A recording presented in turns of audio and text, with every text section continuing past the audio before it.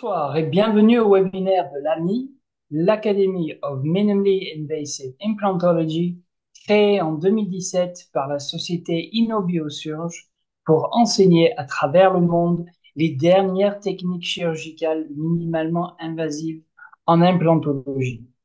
Ce soir, j'ai le grand plaisir de re-recevoir Dr Thomas Douniac-Galland, omnipraticien implantologue à Lyon. Il a aussi un master en génétique, biologie cellulaire et pathologie, un DU en implantologie civile de Lyon dans le service prothèse. Bonsoir, docteur Doniac. Bonsoir Harold, et puis merci pour cette introduction. Merci également à IBS Europe et l'AMI qui m'invite à nouveau pour venir présenter un petit peu le ressenti, et la façon de travailler avec les technologies qui nous sont un peu mises à disposition. Euh, on va s'intéresser ce soir à surtout un cas clinique, partir d'un cas clinique et discuter un petit peu que j'ai trouvé intéressant éventuellement de partager avec vous, puisque en tant que venant d'une activité d'omnipratique, ce sont des cas auxquels on est confronté un peu régulièrement et où comment dire, une thérapeutique idéale et de prise en charge absolument totale euh, et je ne veux pas dire facile à mettre en œuvre, mais paraît souvent être une logique et la réalité du terrain où les patients n'ont pas forcément financièrement de quoi faire l'intégralité de ce que nous souhaiterions faire en tant que chirurgien.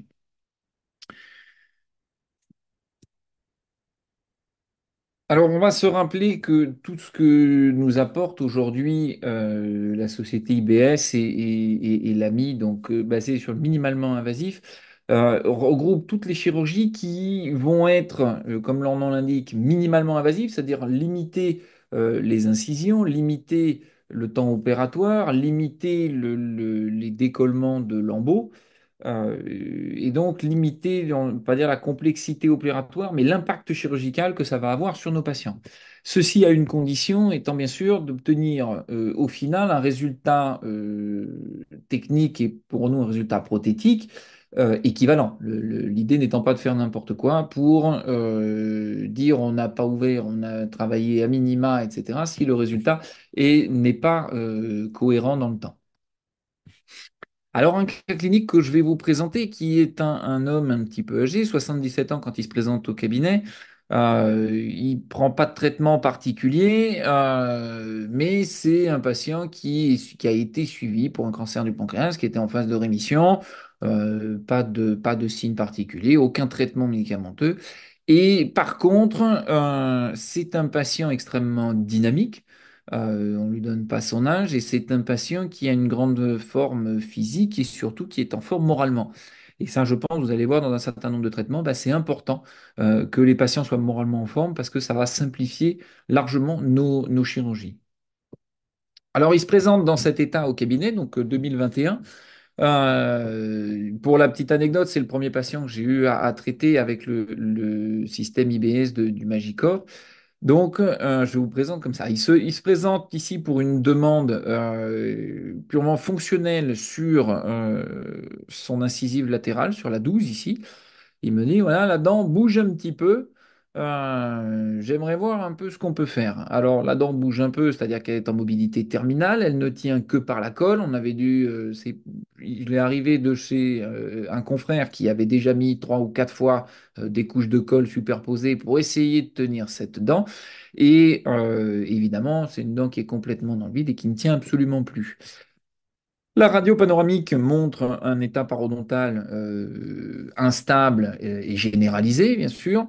Une atteinte, alors oui, ce secteur antérieur, mais l'intégralité du maxillaire est touchée. Des dents postérieures où les racines palatines, notamment des molaires, se retrouvent quasiment intégralement dans le vide. À la mandibule, on a des dents qui sont également totalement mobiles, vous allez voir. Alors la mandibule, je vais traiter cette partie-là beaucoup plus rapidement, c'est-à-dire que il nous manquait des dents à droite et un petit peu à gauche une fois enlevé tout ce qui était beaucoup trop mobile pour pouvoir être conservé. Et l'idée d'une prothèse amovible résine à la mandibule ne gênait pas le patient. Au maxillaire, ça le gênait un petit peu plus parce que c'est un bon vivant et que d'avoir un appareil qui lui recouvre un peu le palais avec potentiellement une perte de goût ou un truc, ben voilà, il n'avait pas envie d'avoir ça, donc il souhaitait une thérapeutique fixe. Alors, le problème dans ces thérapeutiques, c'est quand on commence à évaluer un petit peu le risque de faire une réhabilitation implantaire dans cet état parodontal. Premier point, c'est évidemment ben, l'esthétique, parce que ben, vous l'avez vu, les dents sont extrêmement dénudées. L'ancrage osseux qui va rester va être forcément beaucoup plus apical. Et en général, ben, quand on a eu une atteinte parodontale sévère, un peu généralisée, malheureusement, quand on va enlever les dents, ben, on va perdre un peu de volume osseux. Il va pas forcément rester grand-chose selon l'emplacement des dents, en particulier au maxillaire, où on peut avoir des racines qui sont un petit peu projetées en vestibulaire. Et souvent, quand on enlève ces dents-là, ben, il va manquer, il risque de manquer en tout cas tout un pan vestibulaire sur le maxillaire. Des risques également à prendre en compte à court terme, c'est-à-dire bah, c'est une parodontite, donc c'est un terrain bactériologique qui est actif, c'est une inflammation permanente, un brossage qui n'est pas extraordinaire, donc c'est une instabilité un petit peu permanente sur le plan gingival. Et si on suit un petit peu les recommandations, ben, il n'est pas forcément recommandé d'aller implanter dans un terrain parodontal actif, en tout cas dans cet état-là, en stade inflammatoire. Ça risque en tout cas de compromettre la stabilité de notre implant. La stabilité également esthétique dans le temps, c'est-à-dire on risque d'avoir un implant qui petit à petit va perdre un petit peu son ancrage, on va voir apparaître les premières spires de l'implant et bah, esthétiquement c'est pas très joli et puis bah, sur le plan fonctionnel c'est que risque à long terme bah, c'est de perdre cet implant sur une périimplantite. Alors quelle qu'en soit la cause, quels que soient les éléments qu'on va mettre en évidence sur la périimplantite, ben, évidemment c'est une situation qui est un petit peu plus à risque. Voilà les vues par radio rétroalvéolaire de la 12 et 11 d'un côté, 21, 22 de l'autre. Alors vous allez me dire 21, 22 sont un petit peu peut-être en meilleur état. Les dents étaient totalement mobiles, d'accord? En particulier dans un contexte occlusal qui n'était pas tout à fait favorable sur la 22. La 12, quant à elle, était évidemment totalement dans le vide. Ça ne fera aucun doute pour personne. Alors, si on reprend notre analyse de risque, parce qu'il va falloir gérer avec ça, et le patient n'a une demande, encore une fois, je le rappelle, que pour ce secteur antérieur, en tout cas, il n'avait une demande que pour la 12. Moi, devant une réhabilitation de la 12 seule dans ce contexte, malheureusement, je ne me vois pas faire ça parce que bah, esthétiquement, ça va être très compliqué. On va avoir une dent avec un encage qui est très haut et qu'on va en perdre une. Puis évidemment, vous imaginez bien que dans la foulée, le reste du bloc antérieur va suivre dans les mois qui viennent. Donc, je fais proposer aux patients en général plutôt de réhabiliter tout le secteur antérieur, donc allant de la 12 à la 22, en général en faisant un bridge avec deux implants. Donc, il va falloir gérer un risque esthétique, c'est-à-dire que là, malheureusement, bah, le patient est prévenu dès le départ qu'on ne récupérera pas un niveau gingival au collet des dents anatomiques classiques. Il y a forcément, comment dire, une récession gingivale un peu générale. Donc, le patient aura à minima, entre guillemets, des dents longues. On ne va jamais pouvoir récupérer un collet classique, ou en tout cas sans thérapeutique de greffe, de vouloir tracter tout ça, de remettre en place dans un terrain parodontal. C'est absolument pas recommandé, en tout cas moi je ne le ferai pas. Et le patient sur le plan esthétique est OK. Esthétiquement, c'est pas ça qui le gêne. Lui, il cherche surtout à avoir quelque chose de fonctionnel, il cherche à avoir quelque chose qui lui permette de manger parce que avec toutes ses incisives, il peut plus rien croquer, il a plus confiance dans le fait de pouvoir croquer un truc sans rester avec une dent dans les mains. Donc, la demande esthétique, on la met un petit peu à part. C'est pas ce qui le concerne le plus. Le manque de volume osseux, oui, il va falloir l'évaluer. Alors ici, au niveau de la 12, ben voilà, quand on fait le CBCT, finalement, c'est une anatomie plutôt favorable. Oui, elle est beaucoup plus apicale, mais vous voyez que j'ai plus de 4 millimètres de large au niveau de la crête sur la 12. Je vais avoir au moins 12 millimètres de long. Alors selon comment on va se placer, selon l'axe implantaire qu'on va choisir, on va peut-être perdre un petit peu, mais c'est un terrain qui est facilement implantable à ce niveau-là. De l'autre côté, bah, c'est un peu pareil. On a de la longueur, on a un peu de largeur. Il faudra simplement se méfier à ne pas embarquer au moment de l'extraction le mur vestibulaire, la corticale vestibulaire. Mais bon, étant donné que les dents sont mobiles, c'est absolument sans difficulté technique. On notera également l'inversé d'articulé au niveau de cette douce. Donc, il va y avoir une petite compensation à prévoir sur le plan prothétique. De mémoire, je crois bien que l'antagoniste, je ne sais plus si c'était la 32 ou la 33, mais les deux ont été enlevés puisque les deux étaient dans un état parodontal terminal.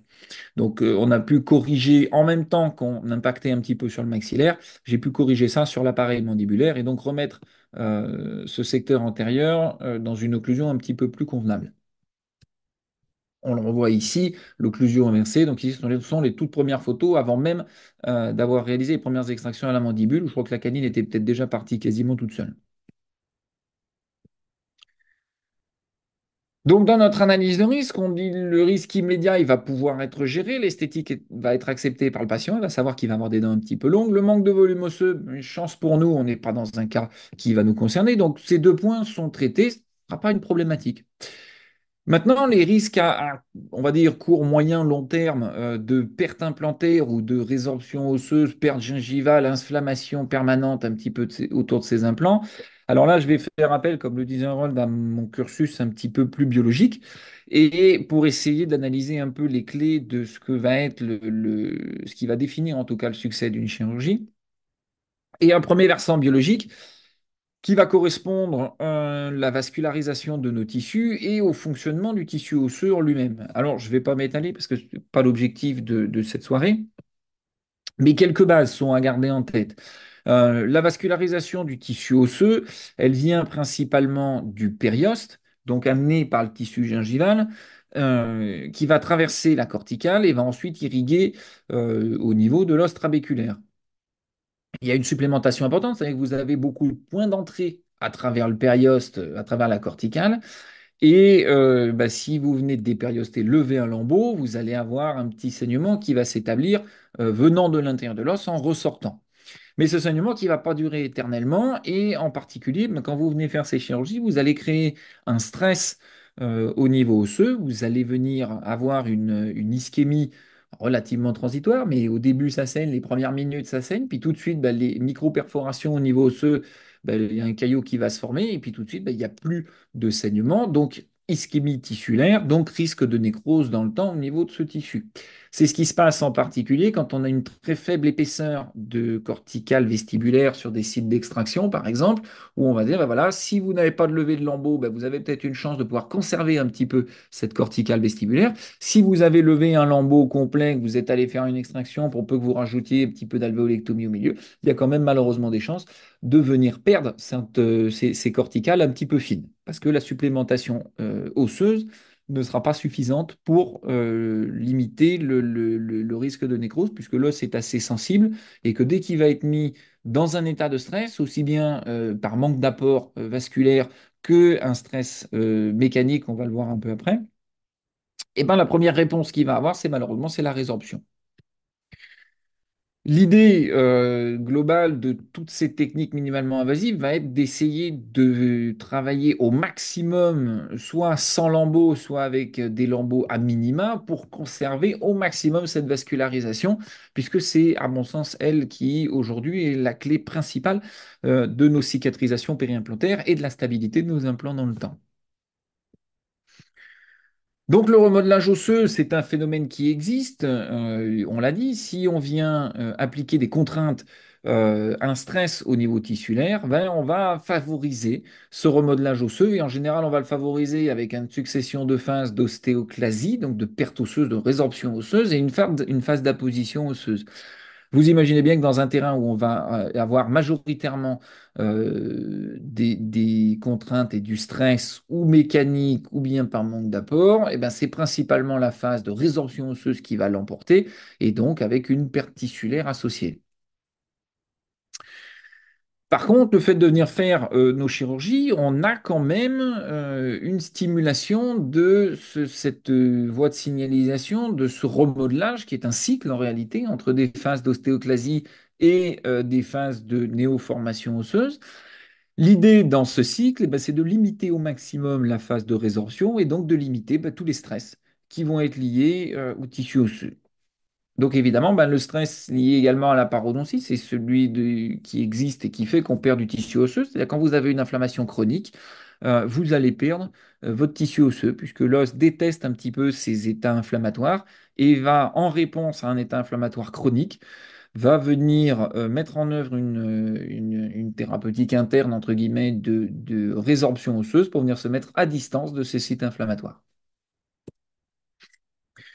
Donc le risque d'avoir une inflammation chronique, il faut le gérer, c'est-à-dire qu'il faut être en mesure, quand on va ici opter pour une thérapeutique d'extraction, d'implantation immédiate, il faut s'assurer de faire une extraction totale, de ne pas laisser un bout d'apex, de venir faire un curetage périapical le cas échéant, de venir enlever donc tous ces agents inflammatoires et en théorie, à partir du moment où on va avoir enlevé toutes ces sources d'inflammation et donc ces poches parodontales qui sont liées par, on rappelle, une colonisation de la surface dentaire avec une organisation d'une plaque dentaire ou d'un biofilm bactérien en plusieurs couches, à partir du moment où vous enlevez la dent et vous venez brasser un petit peu tout ça, mais ce risque il diminue grandement, ce qui fait que quand vous enlevez vos dents, même parodontales, vous avez une cicatrisation qui se passe plutôt bien. Vous pouvez même récupérer un certain volume osseux.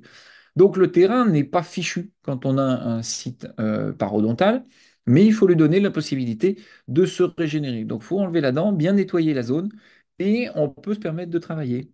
On peut même se permettre éventuellement de mettre l'implant le même jour. Et c'est un petit peu ce que j'ai fait.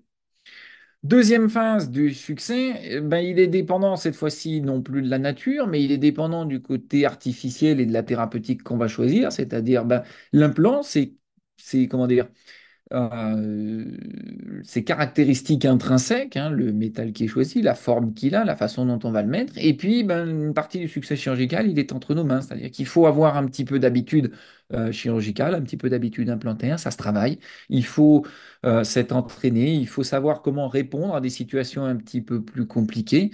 Et ces habitudes, ben voilà, elles se travaillent, elles viennent avec l'entraînement et malheureusement, il n'y a que la pratique qui nous permette de développer ça. Alors, ce qui fait que je choisis aujourd'hui, que j'ai choisi en tout cas pour ce patient, l'implant Magicor tient en, on va dire, deux éléments majeurs, un troisième qui contribue, mais les deux éléments majeurs pour moi, c'est le fait d'avoir un implant monobloc avec un col transmuqueux, entre guillemets, lisse, qui va me permettre d'avoir qu'un seul temps opératoire, d'avoir une seule cicatrisation qui va se faire autour du col et de ne pas être obligé de réintervenir en infragingival et donc de ne pas venir, entre guillemets, brasser à nouveau des bactéries ou permettre à des bactéries de venir s'installer le long de mon implant. Deuxième point, vous allez voir, ce sont ces spires extrêmement larges que présente le Magicor et ça va avoir un intérêt, alors pas forcément sur ce secteur antérieur, mais vous allez voir qu'on va en parler un peu plus tard dans l'argumentaire. C'est pour moi un élément critique, je vais le détailler. L'intégration biologique, on va dire, de nos implants, aujourd'hui sur le marché, 99% du marché, quand vous venez faire un forage implantaire, vous allez faire un léger sous-forage, un petit peu comme une vis à bois malheureusement. Vous faites un léger forage afin de passer le corps implantaire et vous avez des petites spires un petit peu autour, voire des spires auto-tarodantes qui vont venir en compression du tissu osseux et qui vont nous donner beaucoup de satisfaction cliniquement parlant, parce que ça apporte une stabilité primaire qui est importante. Malheureusement, est lié à ça, on a dit quand on met en contrainte mécanique qu'on vient faire cette compression autour de l'implant, ben, la réponse, elle est malheureusement biologique, c'est-à-dire qu'on va perdre un petit peu. Et on se retrouve avec les dogmes, moi, que j'ai appris, qu'on nous a enseigné depuis 20 ans, de nous dire que quand vous mettez un implant, si vous n'avez pas 1,5 mm d'épaisseur d'os en périphérie de votre implant, ben, malheureusement, vous allez le perdre. Et vous allez le perdre principalement à cause de ces raisons. L'approche du Magicor va être un petit peu différente, c'est-à-dire qu'au lieu d'avoir un sous-forage ou même un léger sous-forage, vous allez avoir un forage beaucoup plus ajusté. Vous allez avoir un forage au niveau des spires en passant un équivalent de tarot qui va nous permettre de faire véritablement le lit receveur de l'implant. et l'implant ne vient plus en compression pour faire sa stabilité, mais il va simplement s'ajuster. Ce qui fait que c'est un implant qui peut être un petit peu déroutant dans les premières fois où on le pose, puisque c'est un implant qui ne va pas être, entre guillemets, torqué à des hautes valeurs, là où classiquement on pouvait torquer des implants traditionnels à 30, 40 newtons. Moi, il n'est pas rare que ces implants Magicor soient torqués à 10, 15 newtons au moment de leur insertion. Je n'ai pas forcément besoin d'aller plus loin. Et comment dire, le torque n'est pas synonyme de stabilité de mon implant à long terme. Donc ici, je peux me permettre, avec un forage beaucoup plus ajusté, bah, de travailler avec des épaisseurs de corticale beaucoup plus faibles. Je peux me permettre d'avoir des spires qui vont se retrouver très proches de la surface osseuse sans pour autant perdre mon tissu osseux, puisque je n'ai pas exercé un stress extrêmement important sur mon tissu dans la phase de cicatrisation. Deuxième contrainte mécanique qui font que je choisis cet implant, c'est que ces spires qui ont été déterminées, elles ont été calculées selon un ratio un petit peu mécanique, que pour pouvoir encaisser, transmettre une certaine contrainte mécanique qui va être notre contrainte occlusale, eh ben, il faut un rapport de 8 à 10 fois entre l'épaisseur de titane et l'épaisseur d'os entre chacune des spires. Donc il faut des spires relativement espacées pour permettre d'avoir une grande quantité d'os qui va amortir la contrainte occlusale. Et également en termes de flexibilité, c'est-à-dire que vous le savez, telle une feuille de papier d'aluminium, plus la feuille est fine, plus vous arrivez à la plier, à la déformer. Et donc, plus comment dire, cette épaisseur de métal fine va permettre de se déformer. Il faut trouver une épaisseur de métal qui se déforme avec comment dire, un équivalent de module d'élasticité à peu près similaire à ce qu'on va retrouver au niveau osseux. Et donc, il travaille sur le Magicor avec des épaisseurs de spire beaucoup plus fines, ce qui va nous donner un petit peu plus de flexibilité et donc une capacité que va avoir l'implant à encaisser un petit peu plus la contrainte occlusale et la transmettre au tissu osseux. Puisque finalement, c'est ça le principal intérêt, c'est de transmettre la contrainte occlusale à notre tissu osseux. Donc, une fois que vous mettez tout ça bout à bout, ben, vous en arrivez avec ce ratio de l'épaisseur de votre titane nécessaire et puis ben, l'écart entre deux spires donne un petit peu ces sensations de macrospire, un peu gigantesques, entre guillemets, par rapport à ce qu'on retrouve sur des implants beaucoup plus conventionnels. Deuxième effet, entre guillemets, un peu effet qui se coule, c'est que vous récupérez en contrepartie d'un implant monobloc, ben, il n'y a pas de nécessité d'avoir un corps implantaire absolument énorme, parce que la connectique est déviée un petit peu plus au niveau, comment dire, cervical. L'apex de notre implant n'a pas nécessité d'être extrêmement large. Donc vous vous retrouvez avec un implant, même de gros diamètre, les spires vont occuper de la place, mais le corps implantaire n'est pas énorme. Et ça a un fait que vous allez pouvoir laisser passer pas mal de vascularisation entre les spires. Et si on regarde la contrainte mécanique appliquée au niveau osseux, ben vous voyez que sur un implant traditionnel, la contrainte a malheureusement tendance à s'exercer principalement au niveau du col, d'autant plus qu'au niveau du col, c'est là qu'on va retrouver nos corticales. Donc la corticale va pas beaucoup se déformer, donc vous allez avoir l'application d'une contrainte qui va persister sur l'os, c'est-à-dire en général un remodelage plutôt négatif, c'est-à-dire une perte un petit peu de tissu autour de nos cols implantaires. Et là, on aboutit un petit peu à la philosophie moderne qui veut que les implants conventionnels, traditionnels, vous allez les mettre non pas en juxta-osseux, mais en infra-osseux, en infra-bone level aujourd'hui quasiment. Donc, ce sont des implants que vous allez enfouir extrêmement loin. À l'inverse, le Magicor avec un col transgingival, ben, lui, la contrainte ne s'exerçant pas particulièrement au col, puisque ce n'est pas la zone qui a besoin d'être ajustée, il n'y a pas de nécessité d'aller mettre une compression au niveau du col. Deuxième élément, vous avez des spires extrêmement larges et quand vous prenez un petit peu les revues de littérature, ben, le principal critère qui est évalué pour l'intégral ostéo-intégration de nos implants, c'est ce qu'on appelle le bone implant ratio, bone implant contact, c'est-à-dire la surface implantaire présentée au contact osseux. Cette surface implantaire, avec des spires très larges, bah, vous augmentez grandement la surface, ce qui fait que pour un implant, alors certes, de diamètre un peu plus large, un diamètre 6, vous allez voir, c'est un implant, moi, que j'affectionne pas mal dans les zones sous-sinusiennes, de très faible longueur, et ben, vous pouvez avoir une surface qui est quasiment équivalente à celle d'un implant 5 par 10 dans comment dire, dans des formats un peu plus traditionnels. Un plan 5 par 10 que je ne pose absolument plus sur un implant conventionnel, parce que ce sont des implants énormes avec une rupture de vascularisation au niveau de notre os trabéculaire qui est absolument monstrueuse. Dernier point, mais ça, le but n'est pas de présenter cet implant, c'est que cet implant, vous avez des hauteurs de colle différentes et que des hauteurs de colle différentes bah, qui sont faites pour s'adapter aux variations anatomiques de notre tissu.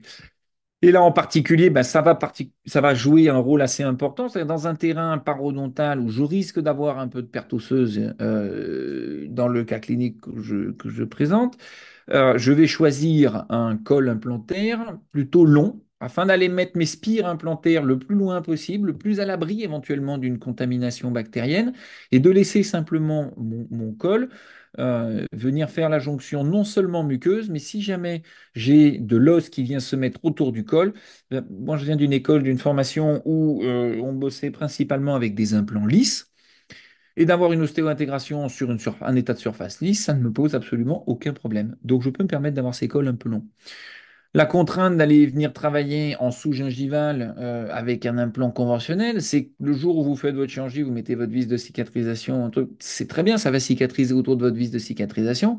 Malheureusement, ben, les étapes prothétiques pour réaliser la prothèse par-dessus font que vous allez devoir dévisser la vis de cicatrisation, visser votre transfert d'empreinte, redévisser le transfert d'empreinte, remettre la vis de cicatrisation, revoir le patient pour peu que vous fassiez un essayage ou quelque chose au milieu, il va falloir redévisser, revisser. Ces étapes de vissage, dévissage multiples vont en général entraîner sur un plan biologique la formation d'un épithélium long, c'est-à-dire que le peu d'ancrage déjà qui restait de la gencive au niveau de votre vis de cicatrisation, ben vous allez en perdre une grande partie, vous allez créer un équivalent de sulcus, malheureusement, on va dire, sans avoir un fluide sulculaire énorme, c'est-à-dire une zone potentiellement contaminée par les bactéries assez facilement sur un implant traditionnel.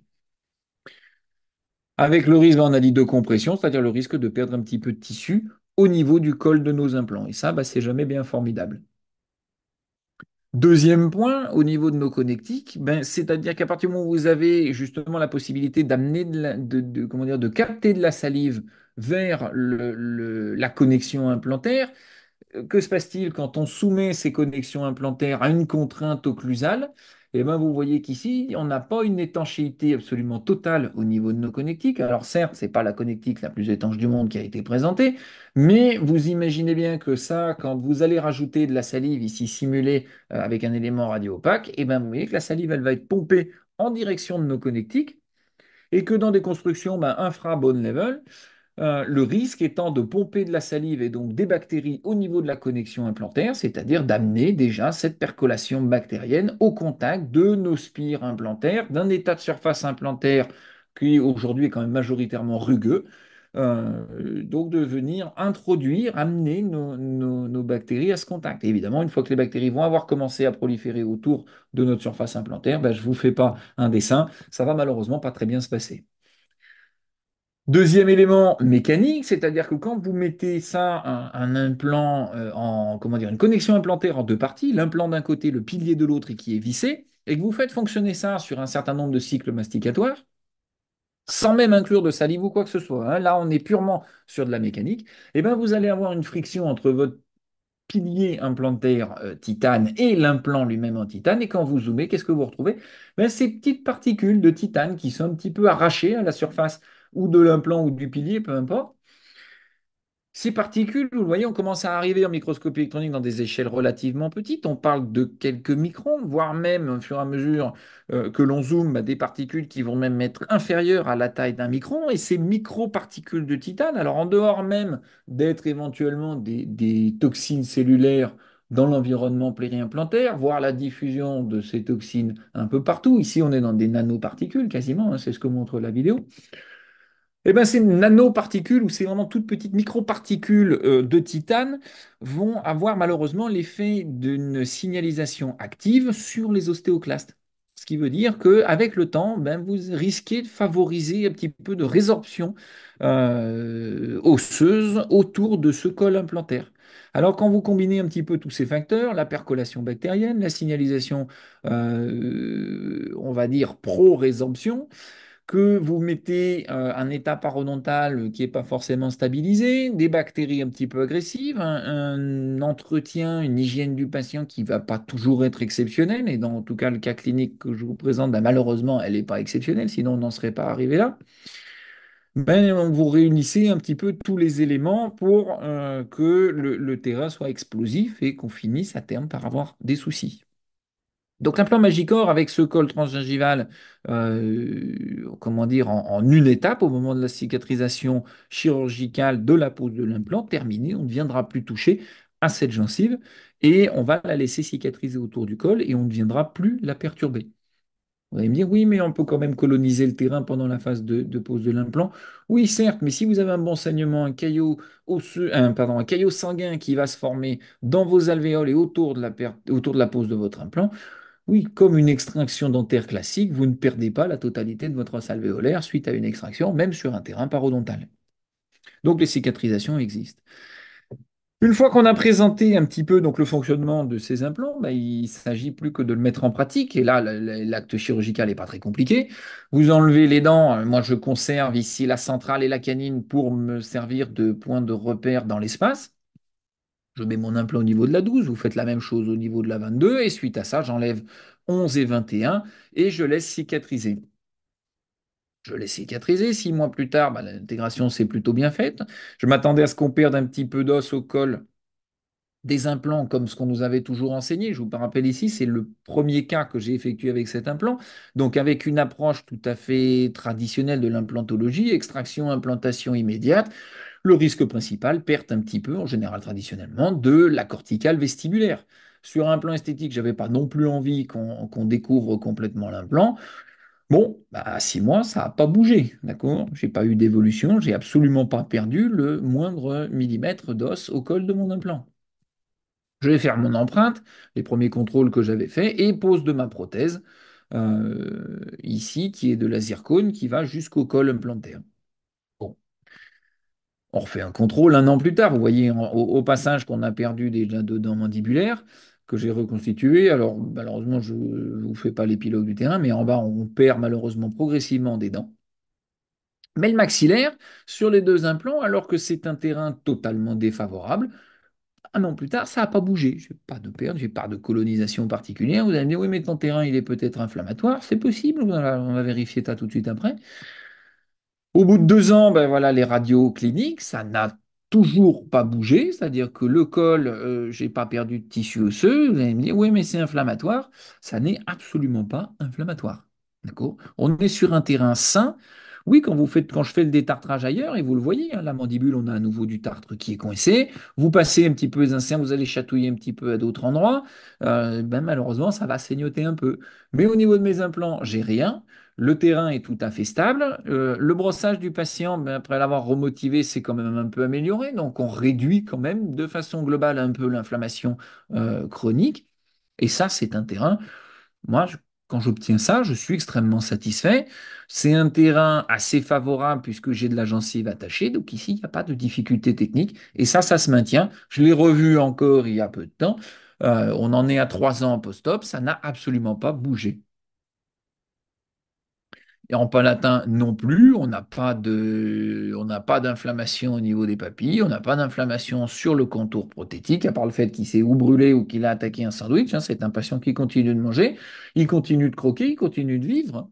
Donc, c'est un patient, pour vous dire, 77 ans, c'est un patient qui se voit encore et qui est encore en train de faire chaque année des chemins de pèlerinage de Saint-Jacques-de-Compostelle.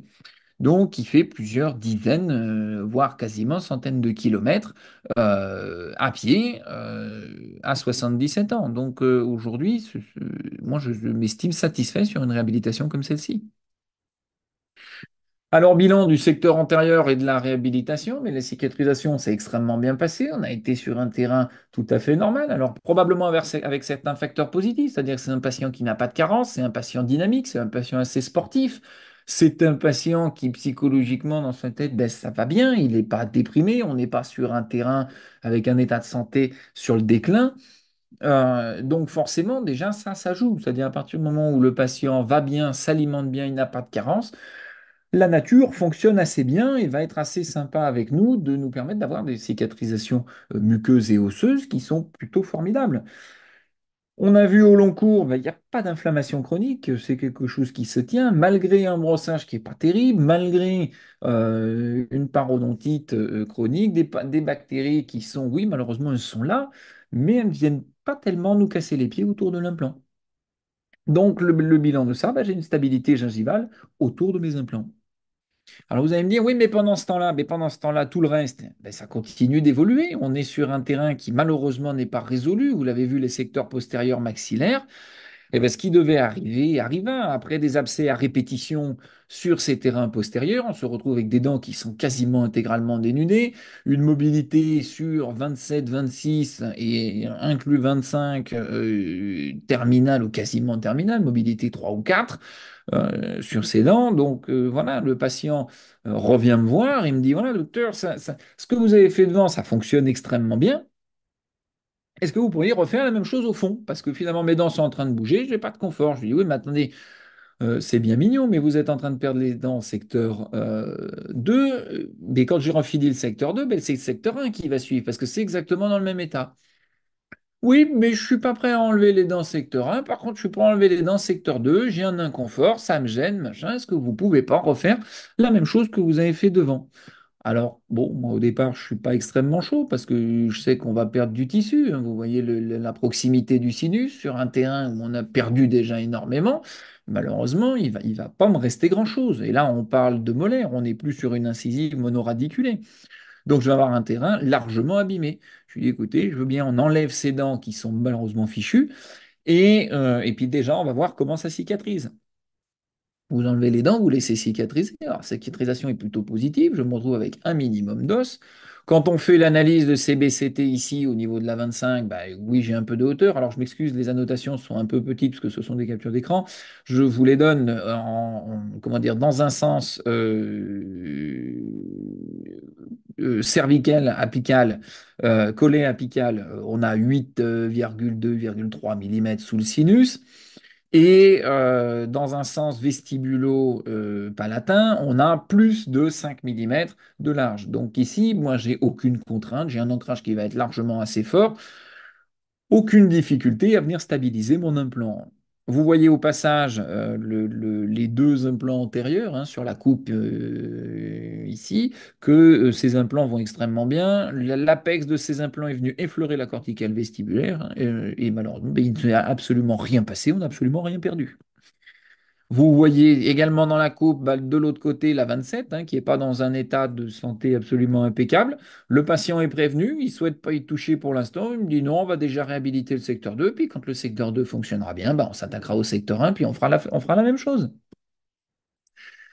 Le jeu, par contre, est un tout petit peu plus compliqué dans le secteur postérieur. Quand vous regardez au niveau de la 27, bah, cette fois-ci, j'ai, allez, là, sur la coupe que je vous présente, j'ai 2,3 mm d'os cicatrisé sous mon sinus. Alors oui, par contre, j'ai de la largeur. J'ai plus de 6 mm de large, mais j'ai quand même très peu de hauteur. Alors, moi, j'ai suivi des conférences amies faites par des confrères coréens qui viennent implanter dans extrêmement peu de hauteur clinique. Bon, alors je me dis, mais pourquoi pas? C'est-à-dire, si ça a fonctionné devant, si la biologie est assez favorable, même pourquoi pas venir mettre un implant, même sur peu de spire. Je vais prendre un implant de 7 mm et venir faire un petit soulevé de sinus, une technique développée par IBS tout à fait similaire, on va dire, à un Summers. Vous allez faire un chemin d'approche sous sinusien. Quand vous arrivez proche du sinus, avec un équivalent d'un ostéotome ici, un petit peu en version améliorée, vous allez venir pousser le plancher sinusien, décoller un petit peu cette corticale du plancher sinusien, mettre un peu de biomatériaux et venir poser votre implant dans la séance. À l'inverse du Summers qui, lui, ne pose pas l'implant et on se contente de faire le comblement. Ici, on va associer les deux, on va mettre le comblement et on va poser l'implant en même temps. Une planification un petit peu plus approximative pour voir ce que ça donne. Euh, Au niveau de la 5, bon, bah, il n'y a aucun souci. On va venir raser le plancher du sinus. Au pire, on fera une toute petite effraction au niveau sinusienne. On viendra simplement décoller à peine la corticale au niveau sinusien. Il n'y a pas de contrainte là-dessus. Deuxième implant, cette fois-ci plus postérieur, au niveau de la 7. Dans l'idée, c'est de venir travailler sur cette très faible hauteur. Vous voyez, on est à peu près assuré que l'implant va déborder dans le sinus. Bon, moi, je n'avais pas vraiment besoin de la planification pour le savoir. Réalisation technique, je suis le protocole tout à fait traditionnel donné par IBS, c'est-à-dire qu'on met les deux petits pins, on fait un préforage, on vient mettre ces deux petits pins, on fait un CBCT péropératoire, on valide que la position où je me sois mis sans lambeau là pour le coup corresponde à ma planification, c'est-à-dire ben, au niveau de la 5, je suis en plein milieu dans mes sens de l'espace, donc aucun souci. Au niveau de la 7, je suis juste sous le sinus. Alors l'axe du pin, c'est un petit peu différent parce qu'en fait, le pin se tient simplement dans pas grand-chose d'épaisseur osseuse, donc il peut se déplacer un petit peu sur son axe, mais vous voyez que je suis en plein milieu, donc j'ai aucune contrainte à venir poser mon implant. Je fais ma première radio après avoir posé l'implant en position de 25. Aucune contrainte, tout s'est très bien passé. Et évidemment, ben, fort de toute expérience, quand vous y allez avec un petit peu plus de confiance dans un opérateur qui prend confiance en lui, ben, vous appuyez un tout petit peu plus sur les instruments et arrive ce qui malheureusement devait arriver. J'ai fait une perforation de ma membrane sinusienne. Bon, alors ça arrive, pas d'inquiétude. Ben, qu'est-ce qu'on fait? On referme. Je mets une éponge hémostatique dans l'emplacement comment dire, du petit ostéotome ici que j'avais passé. Je mets une éponge hémostatique, on fait saigner un petit peu, on refait des points de suture, on prévient le patient, on lui demande de ne pas tellement se moucher, on laisse cicatriser. Et puis ben, je vais simplement réintervenir 30 jours plus tard, une fois que j'ai eu une cicatrisation muqueuse totale, y compris au niveau sinusien. Par contre, j'aurai pas de cicatrisation osseuse, mais je m'en fiche. C'est-à-dire que mon forage, il est déjà quasiment fait. Je vais venir me remettre dans le passage que j'avais établi 30 jours avant et je vais poser mon implant. Alors bon, moi, je suis jamais bien satisfait de devoir opérer en deux fois, malheureusement. Mais bon, voilà, les aléas chirurgicaux font partie de nos thérapeutiques et il faut savoir fonctionner avec cet aléa. Ici, j'ai mis un petit peu de biomatériaux et puis mis l'implant par-dessus. On a laissé ça bien cicatriser. Bien, on a attendu une bonne année parce que malheureusement, moi, sur un terrain où mon implant tient dans, allez, 2 millimètres d'os, au mieux 3, ben, j'aimerais bien m'assurer que la cicatrisation soit totale avant de venir faire une mise en charge sur ces implants. Le patient revient un an plus tard, les cicatrisations sont totales, à la percussion, les deux implants sont parfaitement bien intégrés. On a une sonorité qui est tout à fait stable et vous allez venir simplement par-dessus refaire deux couronnes. À nouveau zircone, cette fois-ci on a un peu changé, il doit y avoir des embases titane que j'ai mis dessus qui vont faire le col implantaire, mais on est sur une construction tout à fait similaire, cliniquement parlant.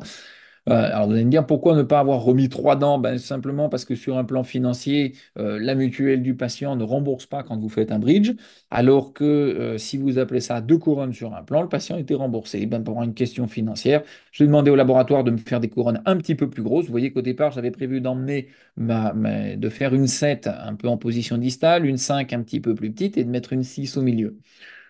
Sur un plan fonctionnel, très honnêtement, ça ne me gêne absolument pas d'avoir deux dents un tout petit peu plus volumineuses. Le patient, encore une fois, l'esthétique n'est absolument pas la zone qui le concerne. Vous le voyez d'ailleurs qu'on a des tassements alimentaires. L'état d'hygiène est malheureusement pas tout à fait terrible. Mais, et ça, ce sont des couronnes qui ont été posées très récemment. Vous voyez que, on n'a pas d'inflammation. Là, je l'ai revu, ça doit être 15 jours, 3 semaines après avoir posé les couronnes. Eh ben, le terrain va bien, tout se comporte très bien et le patient vit très bien. Voilà, malheureusement pour lui, bah, son état de santé s'est un petit peu dégradé, c'est-à-dire qu'il a une reprise d'un de ses cancers, il a une petite récidive, donc il est en train de traiter actuellement. Mais il y a fort à parier que si le cancer lui fiche la paix suffisamment, ben, je vais le voir revenir dans 6 mois ou un an pour m'occuper de la gestion du secteur controlatéral et du secteur 1 qui va finir exactement dans le même état malheureusement que le secteur 2. Si on fait un petit peu en conclusion cette thérapeutique, cette approche minimalement invasive de ce patient, quelles étaient les autres alternatives thérapeutiques? Ben, les autres alternatives, elles étaient assez simples et c'est ce que j'ai présenté aux patients. Je lui ai dit, de toute façon, vous allez malheureusement un jour finir par tout perdre au maxillaire, des suites de l'atteinte parodontale. Et dans l'idéal, on aurait également pu prévoir une approche où on enlevait la totalité des dents au maxillaire, on faisait extraction, implantation immédiate, et là pour le coup, on pouvait même faire une mise en charge immédiate et réhabiliter la totalité du maxillaire. Le patient n'était psychologiquement absolument pas prêt à perdre l'ensemble de ses dents. On vous rappelle qu'il venait d'une situation où il arrivait avec toutes ses dents, certes un peu mobile, mais il avait toutes ses dents.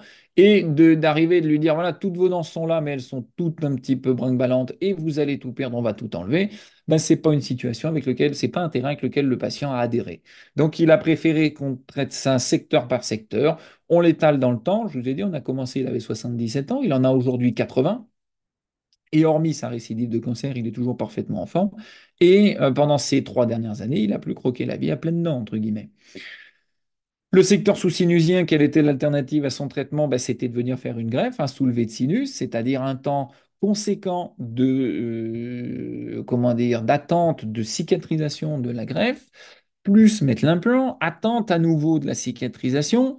Si tant est que la greffe fonctionne bien, il ne faut pas qu'il y ait d'aléas thérapeutiques, il ne faut pas perdre la greffe, parce que finalement, si vous perdez la greffe, ben, vous vous retrouvez dans le même état tel qu'on est au début. Donc, si c'est pour se retrouver dans le même état que ce que l'on avait de cette façon-là, euh, quel est vraiment l'intérêt de venir faire une greffe préalable?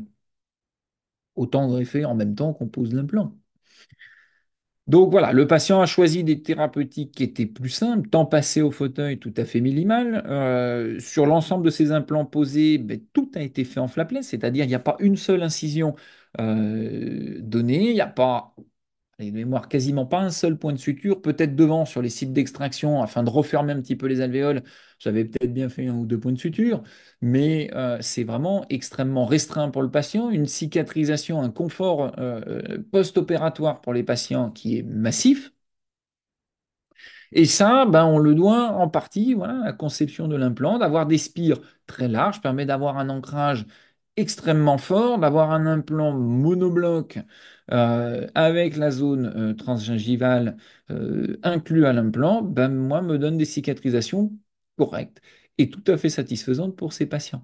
Encore une fois, des patients qui ne sont pas forcément toujours demandeurs d'une esthétique extraordinaire, des patients qui vont accepter certains compromis sur le positionnement de l'implant. Oui, mais en restant dans le principe que la pose de mon implant est toujours guidée par ma prothèse et par la position de mes dents prothétiquement parlant à la fin du traitement, eh ben, j'ai aujourd'hui aucune contrainte à travailler avec ces implants-là. La gestion du tissu mou, c'est absolument formidable. Vous avez mis l'implant terminé. Il faut savoir par contre techniquement que la gestion des tissus mous ne se fera pas dans un deuxième temps. Donc si toutefois il y avait une nécessité de faire ou une mini-incision ou qu'on se retrouve avec une gencive kératinisée en faible épaisseur, on en a très peu autour, eh ben, il faut savoir le gérer dès la pose d'implant. Faut pas se dire que je vais poser mon implant parce que c'est du flapless, je le pose dans toutes les conditions et que malheureusement, une fois la cicatrisation passée et qu'on se retrouve avec un col implantaire en partie en gencive libre, eh ben ça, c'est une situation qui n'est pas forcément souhaitable sur du long terme. Sur un compromis, je peux l'accepter, mais au départ, je vais tout faire pour essayer de rester en gencive attachée. Et enfin, ben, cette approche, on va dire, plus progressive et d'avoir un implant qui nous permet de venir implanter dans une certaine sécurité, encore une fois, sur un terrain parodontal actif, c'est en aucun cas recommandé de venir implanter et de venir faire ce que l'on a fait. La logique voudrait qu'on assainisse totalement le terrain, qu'on enlève tout ce qui est malheureusement déjà condamné et qu'on gère ou par une prothèse transitoire ou la temporisation avant de venir faire une réhabilitation implantaire. Oui, mais c'est à mon sens une perte de chance parce que c'est une perte de volume osseux pendant cette phase de cicatrisation. Et encore une fois, si les outils nous permettent de fonctionner, si le patient est prévenu, oui, j'aurais peut-être pas 100% de réussite sur ces cas-là. Mais en tout cas, actuellement, je n'ai pas tellement d'échecs. Et tant que ça fonctionne et que les patients sont partants et sont prévenus des risques potentiellement associés, eh ben, c'est un énorme service rendu à nos patients. Parce que là, dans le cas présent, ben, c'est un patient qui se serait retrouvé édenté, partiellement, voire totalement édenté, avec un appareil résine par-dessus, c'est-à-dire qui lui recouvre son palais. Et à 70, 80 ans, ben, être capable d'accepter ces appareils, c'est pas toujours gagné d'avance. Et sur un patient ben, qui va d'un coup perdre en plus un petit peu de goût, parce qu'on va obstruer une partie des cellules olfactives au palais. Ben, est-ce que sa qualité de vie sur des patients à cet âge-là, est-ce que sa qualité de vie est améliorée en ayant une très grande considération parodontale et une gestion avec des appareils transitoires, ou est-ce que sa qualité de vie finalement est améliorée en lui mettant les implants tout de suite et en lui permettant d'avoir de la prothèse fixe? Et puis voilà, c'est un patient qui est prévenu. Oui, est-ce que d'ici 15 à 20 ans, j'aurai pas une perte au niveau des cols de mes implants? C'est tout à fait possible, c'est tout à fait quelque chose qui est envisageable. Mais ceci dit, mon patient n'aura plus tout à fait le même âge et pour lui, en tout cas, c'est une réussite à 100%. Voilà, écoutez, j'ai fait, je pense, à peu près le tour de ce que je pensais utile de vous présenter sur ici un cas clinique. Il y en a d'autres, il y a bien d'autres applications, il y a bien d'autres cas. Je sais que j'aurai l'occasion de revenir présenter d'autres situations cliniques que j'ai documentées qui sont en train d'être mises en phase prothétique. Euh, bon, voilà, vous avez ici une approche est-ce qu'elle est idéale? J'aurais pas la prétention de mettre ça sur la table, mais qui, en tout cas, ben, dans le cas présent, a rendu service. Et moi, je suis extrêmement satisfait d'avoir cet outil au cabinet et de permettre de pouvoir proposer ça à mes patients avec une certaine sérénité dans mes plans de traitement. Voilà, merci à tous, en tout cas, pour votre attention. Et puis, Harold, ben, écoute, je te rends la parole. Merci beaucoup.